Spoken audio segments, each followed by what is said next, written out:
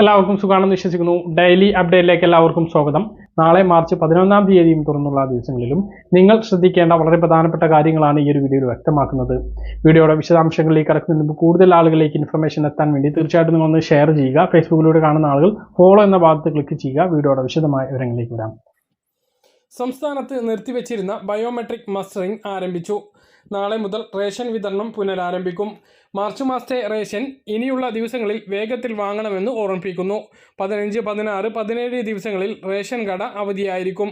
അന്ന് ബയോമസ്റ്ററിംഗ് മാത്രമാണ് നടക്കുക. മഞ്ഞ, പിങ്ക് റേഷൻ കാർഡിൽ ഉൾപ്പെട്ടിട്ടുള്ള 5 വയസ്സിന് മുകളിലുള്ള എല്ലാവരും മസ്റ്ററിംഗ് പൂർത്തീകരിക്കേണ്ടതാണ്. എല്ലാ ആളുകളും ഒരുമിച്ച് റേഷൻ കടയിൽ എത്തണം എന്ന് നിർബന്ധം ഇല്ല. പക്ഷേ എല്ലാവരും ചെയ്യണം. ഇന്ന് പല സ്ഥലങ്ങളിലും മസ്റ്ററിംഗ് ക്യാമ്പുകൾ നടന്നിരുന്നു. നാളെ മസ്റ്ററിംഗ് നടക്കും എങ്കിലും ബയോമെട്രിക് മസ്റ്ററിങ്ങും റേഷനും ഒരുമിച്ച് നടന്നാൽ ഇപ്പോൾ സ്റ്റെക്കാവാനുള്ള സാധ്യത ഉള്ളതിനാൽ തിരക്കുണ്ട് എങ്കിൽ മസ്റ്ററിങ്ങിന് ഒരുപാട് ആളുകൾ പോകുന്നത് എല്ലാം മുടങ്ങുന്ന ഒരു സാഹചര്യം സൃഷ്ടിച്ചേക്കാം. അതുകൊണ്ട് തന്നെ റേഷൻ വാങ്ങാനല്ലാതെ മസ്റ്ററിങ്ങിന് പോകുന്ന ആളുകൾ റേഷൻ കടയിൽ വിളിച്ച് തിരക്കുണ്ടോ എന്ന് അന്വേഷിച്ചതിന് ശേഷം മാത്രം പോവുക. 15, 16, 17 തീയതികളിൽ മസ്റ്ററിങ്ങിന് വേണ്ടി ഉപയോഗിക്കാൻ വേണ്ടി ശ്രദ്ധിക്കുക. കേന്ദ്രത്തിൽ നിന്നും സംസ്ഥാനത്തിന് 13,000 കോടി രൂപ കിട്ടുമ്പോൾ ആ പണം 7 മാസമായി മുടങ്ങിക്കിടക്കുന്ന സാമൂഹ്യ സുരക്ഷാ പെൻഷൻ വിതരണത്തിന് ഉപയോഗിക്കണമെന്ന് പ്രതിപക്ഷ നേതാവ് വി.ഡി. സതീശൻ പറഞ്ഞു.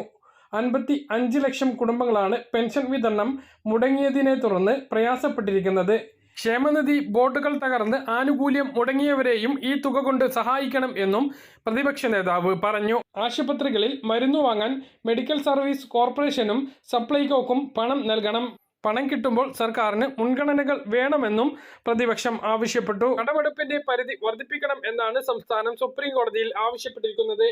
എന്നാൽ കേന്ദ്രം 57,000 കോടി നൽകാനുണ്ട് എന്നും അത് കിട്ടാൻ വേണ്ടിയാണ് സുപ്രീം കോടതിയിൽ പോയത് എന്നുമാണ് പുറത്ത് പറയുന്നത്. എന്നാൽ യഥാർത്ഥത്തിൽ സുപ്രീം കോടതിയിലെ ഹർജിയിൽ 57,600 കോടിയെക്കുറിച്ച് മിണ്ടാട്ടമില്ല. സംസ്ഥാന സർക്കാരിന് 26,224 കോടി രൂപയുടെ ബാധ്യതയുണ്ട് എന്നും അത് കൊടുത്തു തീർക്കാൻ കടമെടുപ്പ് പരിധി വർദ്ധിപ്പിക്കണമെന്നുമാണ് സുപ്രീം കോടതിയിൽ ആവശ്യപ്പെട്ടിരിക്കുന്നത്. 57,600 കോടി രൂപ കിട്ടാനുണ്ട് എന്ന് പറയുന്നത് പച്ചക്കള്ളമാണ് എന്ന് പ്രതിപക്ഷം നിയമസഭയിലും ചൂണ്ടിക്കാണിച്ചിരുന്നതാണ് എന്നും പ്രതിപക്ഷ നേതാവ് പറഞ്ഞു. മുഖ്യമന്ത്രിയും മന്ത്രിമാരും പുറത്ത് ജനങ്ങളോട് പറയുന്നതും സുപ്രീം കോടതിയിൽ പറയുന്നതും രണ്ടാണ്. 4 ലക്ഷം കോടി രൂപ കടത്തിലേക്ക് കേരളം കൂപ്പുകുത്തുമ്പോഴാണ് ഇനിയും കടമെടുക്കാൻ അനുവദിക്കണം എന്ന് സർക്കാർ ആവശ്യപ്പെടുന്നത്. കാപ്പട്യവും ഇരട്ടത്താപ്പുമാണ് സർക്കാർ കോടതിയിലും പുറത്തും സ്വീകരിക്കുന്നത്. ഇത് ജനങ്ങൾക്ക് മനസ്സിലാകും എന്നും ജനങ്ങൾ തെരഞ്ഞെടുപ്പിൽ ഇതിന് മറുപടി നൽകുമെന്നും പ്രതിപക്ഷ നേതാവ് പറഞ്ഞു. ക്ഷേമ പെൻഷൻ എത്രയും പെട്ടെന്ന് കൊടുത്തു തീർക്കാനുള്ള നടപടി സ്വീകരിക്കണം എന്നാണ് പ്രതിപക്ഷ നേതാവ് വ്യക്തമാക്കിയിരിക്കുന്നത്. സംസ്ഥാനത്ത് 7 മാസത്തെ ക്ഷേമ പെൻഷൻ മുടങ്ങിയതോടുകൂടി ജീവിതം എങ്ങനെ മുന്നോട്ട് കൊണ്ടുപോകും എന്ന് അറിയാത്ത വിധം ബുദ്ധിമുട്ടിലായിരിക്കുകയാണ് 55 ലക്ഷത്തോളം വരുന്ന പെൻഷൻ ഗുണഭോക്താക്കൾ. പെൻഷൻ വിതരണം ചെയ്യാതെ ഇലക്ഷനെ നേരിടാൻ ഒരുങ്ങുകയാണ് എങ്കിൽ അത് തിരിച്ചടി ഉണ്ടാക്കും എന്ന് CPI വെള്ളിയാഴ്ച നടന്ന LDF യോഗത്തിൽ വിമർശനം ഉന്നയിച്ചിരുന്നു. എന്നാൽ പെൻഷൻ വിതരണത്തിന്റെ കാര്യത്തിൽ ആർക്കും ഒരു തർക്കം വേണ്ട എന്നും ഉടൻ അത് വിതരണം ചെയ്യുമെന്നും മുഖ്യമന്ത്രി പിണറായി വിജയൻ അതേ യോഗത്തിൽ വ്യക്തമാക്കിയിരുന്നു. നിലവിൽ ലഭിക്കുന്ന വിവരങ്ങൾ അനുസരിച്ച് 2 മാസത്തെ ക്ഷേമ പെൻഷൻ വിതരണം മാർച്ച് അവസാനത്തിലും ഏപ്രിൽ ആദ്യത്തിലുമായി വിതരണം ചെയ്യാനാണ് സർക്കാർ ഒരുങ്ങുന്നത് എന്നുള്ളതാണ്. പെൻഷൻ വിതരണവുമായി ബന്ധപ്പെട്ട് എന്ത് അറിയിപ്പുകളും എന്ത് അപ്ഡേഷനും വന്നാൽ അത് കൃത്യമായി നിങ്ങളെ വീഡിയോയിലൂടെ അറിയിക്കുന്നതാണ്. ബാങ്കുകളുടെ പ്രവൃത്തി ദിവസം ഇനി ആഴ്ചയിൽ 5 ദിവസമായി മാറുകയാണ്. എല്ലാ ശനിയാഴ്ചയും ഞായറാഴ്ചയും അവധിയാകുകയാണ്. ഇത് ഉൾപ്പെടെയുള്ള ചില ബാങ്കിംഗ് അറിയിപ്പുകളാണ് ഇനി പറയുന്നത്. ഇതിൽ ഒന്നാമത്തെ അറിയിപ്പ്, ശനിയാഴ്ചകളിൽ ബാങ്കുകൾക്ക് അവധി നൽകുന്ന ശുപാർശ കേന്ദ്ര സർക്കാരിൻ്റെയും റിസർവ് ബാങ്കിങ്ങിൻ്റെയും അംഗീകാരം ലഭിക്കുന്നതോടെ പ്രാബല്യത്തിൽ വരും. ഇന്ത്യൻ ബാങ്ക് അസോസിയേഷനും ജീവനക്കാരുടെ സംഘടനകളുമായി ബാങ്ക് ജീവനക്കാരുടെ 17% ശമ്പളം കൂട്ടാൻ ഒപ്പിട്ട ഉഭയകക്ഷി കരാറിലാണ് ഇക്കാര്യം പറയുന്നത്. നിലവിലത്തെ സാഹചര്യത്തിൽ മാസത്തിലെ 1-ാമത്തെയും 3-ാമത്തെയും ശനിയാഴ്ച ബാങ്കുകൾക്ക് പ്രവൃത്തി ദിവസമാണ്. കേന്ദ്ര സർക്കാർ ഓഫീസുകൾ, റിസർവ് ബാങ്ക്, LIC തുടങ്ങിയ സ്ഥാപനങ്ങൾ പോലെ ബാങ്കുകൾക്കും എല്ലാ ശനിയാഴ്ചയും അവധി വേണം എന്നുള്ളതാണ് ജീവനക്കാരുടെ ദീർഘനാളായിട്ടുള്ള ആവശ്യം. ഇത് പരിഗണിച്ച് എല്ലാ ദിവസവും അവധി നടപ്പിലാക്കുമ്പോൾ മറ്റ് ദിവസങ്ങളിൽ പ്രവൃത്തി സമയത്തിൽ 45 മിനിറ്റ് കൂട്ടാനാണ് പരിഗണനയിൽ ഉള്ളത്. 15 ലക്ഷത്തിൽ പരം ജീവനക്കാരാണ് നിലവിൽ ബാങ്കിംഗ് മേഖലയിൽ ജോലി ചെയ്യുന്നത്. അടുത്ത ആഴ്ച തെരഞ്ഞെടുപ്പ് പ്രഖ്യാപിക്കുന്നതിന് മുമ്പ് തന്നെ എല്ലാ ശനിയാഴ്ചയും ബാങ്കുകൾക്ക് അവധിയാക്കുന്ന തീരുമാനം പ്രഖ്യാപിക്കപ്പെടും എന്നാണ് വിലയിരുത്തൽ. വളരെ പ്രധാനപ്പെട്ട ഒരു അറിയിപ്പാണ്. ഈ മാസം തന്നെ എല്ലാ ശനിയാഴ്ചയും അവധി പ്രഖ്യാപനം ഉണ്ടാകും. അടുത്ത സാമ്പത്തിക വർഷം മുതൽ, അതായത് ഏപ്രിൽ മാസം മുതലുള്ള എല്ലാ ശനിയാഴ്ചയും ബാങ്കുകൾക്ക് അവധിയാകും എന്നുള്ള പ്രഖ്യാപനങ്ങളാണ് ഉടൻ വരാനിരിക്കുന്നത്. മാത്രമല്ല, ബാങ്കുകളുടെ പ്രവർത്തന സമയത്തിൽ മാറ്റം വരും. ഇപ്പോൾ 10 മണിക്ക് തുടങ്ങുന്ന ബാങ്കുകൾ നേരത്തെയോ 9:30 തുടങ്ങാനുള്ള സാധ്യതയുണ്ട്. അതുപോലെ ബാങ്കുകളുടെ നിലവിലെ പ്രവർത്തന സമയം 15 മിനിറ്റ് വൈകി അവസാനിപ്പിക്കാനുള്ള തീരുമാനവും ഉണ്ടാകും. അതായത് നിലവിൽ ശനിയാഴ്ചത്തെ അവധിക്ക് പകരമുള്ള അധിക സമയം മറ്റുള്ള ദിവസങ്ങളിൽ എടുക്കാനായിരിക്കും തീരുമാനിക്കുക. മറ്റൊരു അറിയിപ്പ്, 2024 ജനുവരി 31 അവസാനിച്ച സഹകരണ മേഖലയുടെ നവകേരളീയം ഒറ്റത്തവണ തീർപ്പാക്കൽ മാർച്ച് 31 വരെ തുടരും. 2023 നവംബർ 1 മുതൽ 2024 ജനുവരി 31 വരെയാണ് ഇത് നടപ്പിലാക്കിയത്. ഇത് ദീർഘിപ്പിക്കണം എന്ന് ഉപഭോക്താക്കളുടെ ആവശ്യത്തെ തുടർന്നാണ് സഹകരണ വകുപ്പ് 2024 മാർച്ച് 31 വരെ പദ്ധതി നീട്ടിയിട്ടുള്ളത്. ഇതിലൂടെ സഹകരണ മേഖലകളിൽ നിന്നും വായ്പയെടുത്ത് കുടിശ്ശിക ആയവർക്കുള്ള പിഴപ്പലിശ 50% ഒഴിവാക്കിക്കൊണ്ട് ഒറ്റത്തവണ തീർപ്പാക്കൽ പദ്ധതി ഉണ്ടാകും. വായ്പക്കാരൻ മരണപ്പെട്ടിട്ടുണ്ട് എങ്കിലോ കിടപ്പ് രോഗി ആയിട്ടുണ്ട് എങ്കിലോ പ്രത്യേക ഇളവുകളോടെ ഒറ്റത്തവണ തീർപ്പാക്കുന്നതിനുള്ള അവസരം ഉണ്ടാകും. അതിദരിദ്രർക്കും ഭിന്നശേഷിക്കാർക്കും പ്രത്യേക ആനുകൂല്യവും പ്രഖ്യാപിച്ചിട്ടുണ്ട്. അപ്പോൾ സഹകരണ ബാങ്കുകളിൽ നിന്നും സഹകരണ സംഘങ്ങളിൽ നിന്നും എല്ലാം വായ്പ എടുത്ത് കുടിശ്ശികയായിട്ടുള്ള ആളുകൾ, മുടങ്ങിപ്പോയിട്ടുള്ള ആളുകൾ ശ്രദ്ധിക്കുക. ഈ മാർച്ച് 31 വരെ ഇത് തീർക്കാനുള്ള ഒരു അവസരമാണുള്ളത്. വൻ ഇളവോട് കൂടിയിട്ട് നിങ്ങളുടെ വായ്പകൾ സെറ്റിൽ ചെയ്യാൻ കഴിയുന്നതാണ്. മറ്റൊരു പ്രധാനപ്പെട്ട അറിയിപ്പ്, ബാങ്ക് ക്രെഡിറ്റ് കാർഡുകൾ ഉപയോഗിക്കുന്ന ആളുകൾ ശ്രദ്ധിക്കേണ്ട കാര്യമാണ്.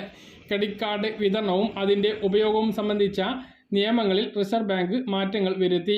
ക്രെഡിറ്റ് കാർഡുകളുടെ വിതരണത്തിലും ഉപയോഗത്തിലും ഉപഭോക്താക്കൾക്ക് കൂടുതൽ തിരഞ്ഞെടുപ്പും സൗകര്യവും ഉറപ്പാക്കുക എന്നതാണ് പുതിയ മാർഗനിർദ്ദേശങ്ങൾ പുറപ്പെടുവിക്കുന്നതിന് പിന്നിലെ ലക്ഷ്യമെന്ന് RBI വ്യക്തമാക്കി. മറ്റ് നെറ്റ്വർക്കുകൾ തിരഞ്ഞെടുക്കുന്നതിനുള്ള ഓപ്ഷൻ ഉപഭോക്താക്കൾക്ക് നൽകണം എന്നാണ് റിസർവ് ബാങ്ക് ക്രെഡിറ്റ് കാർഡ് വിതരണ കമ്പനികൾക്ക് നൽകിയിട്ടുള്ള നിർദ്ദേശം. വ്യാപാരികൾക്കും കാർഡ് വിതരണക്കാർക്കും ഇടയിൽ ലിങ്കായി പ്രവർത്തിക്കുന്നവരാണ് ക്രെഡിറ്റ് കാർഡ് നെറ്റ്വർക്കുകൾ. വിസ, മാസ്റ്റർ കാർഡ് എന്നിവയാണ് ഇന്ത്യയിലെ 2 പ്രധാന ക്രെഡിറ്റ് കാർഡ് നെറ്റ്വർക്കുകൾ. കാർഡ് നെറ്റ്വർക്കുകളുടെയും കാർഡ് വിതരണക്കാരും തമ്മിൽ ചില ഇടപാടുകൾ നിരീക്ഷിച്ചതിനെ തുടർന്നാണ് RBI ഈ നടപടി എടുത്തിട്ടുള്ളത്. ഇനി മുതൽ ക്രെഡിറ്റ് കാർഡുകൾ നൽകുന്ന ബാങ്കുകളോ ബാങ്കിതര സ്ഥാപനങ്ങളോ തങ്ങളുടെ ഉപഭോക്താക്കൾക്ക് ഒന്നിലധികം കാർഡ് നെറ്റ്വർക്കുകൾ ഉപയോഗിക്കാനുള്ള ഓപ്ഷൻ നൽകേണ്ടി വരും. കാർഡ് ഇഷ്യൂ ചെയ്യുന്ന സമയത്ത് ഉപഭോക്താക്കൾക്ക് ഈ സേവനം നൽകണം എന്നാണ് റിസർവ് ബാങ്കിന്റെ അറിയിപ്പ്. ഇതിനായി രാജ്യത്തെ അംഗീകൃത കാർഡ് നെറ്റ്വർക്കുകളുടെ പേരും റിസർവ് ബാങ്ക് പട്ടികയിൽ ഉൾപ്പെടുത്തിയിട്ടുണ്ട്.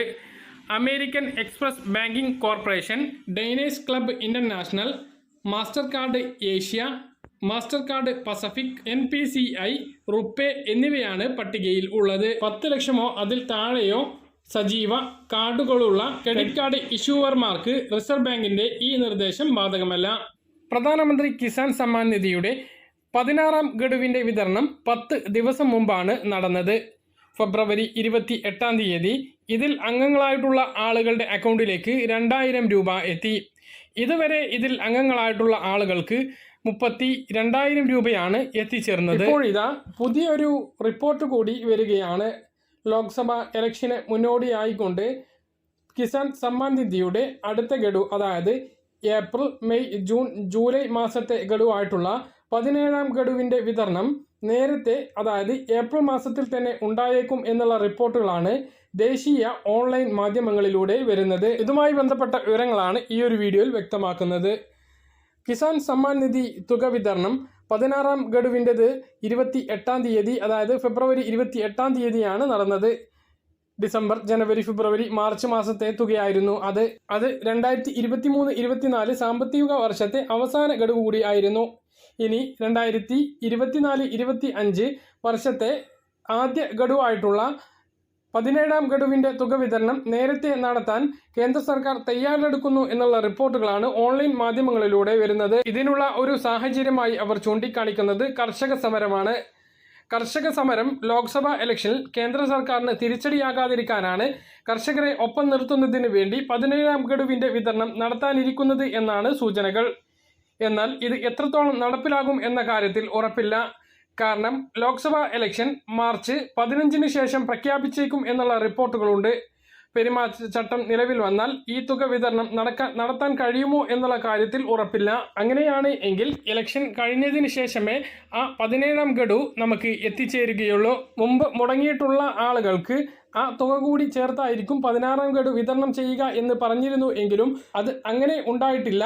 16ാം ഗഡു ആയിട്ടുള്ള 2000 രൂപ മാത്രമാണ് അക്കൗണ്ടിലേക്ക് എത്തിയത്. അതിൽ നിന്ന് വ്യത്യസ്തമായിട്ട് ആർക്കെങ്കിലും തുക അധികമായി കയറിയിട്ടുണ്ട് എങ്കിൽ താഴെ ഒന്ന് കമന്റായി രേഖപ്പെടുത്താൻ മറക്കരുത്. ഫെബ്രുവരിയിൽ നടന്ന ബജറ്റിൽ കിസാൻ സമ്മാൻ നിധിയുടെ തുക വർദ്ധിപ്പിച്ചേക്കും എന്നുള്ള റിപ്പോർട്ടുകൾ വന്നിരുന്നു.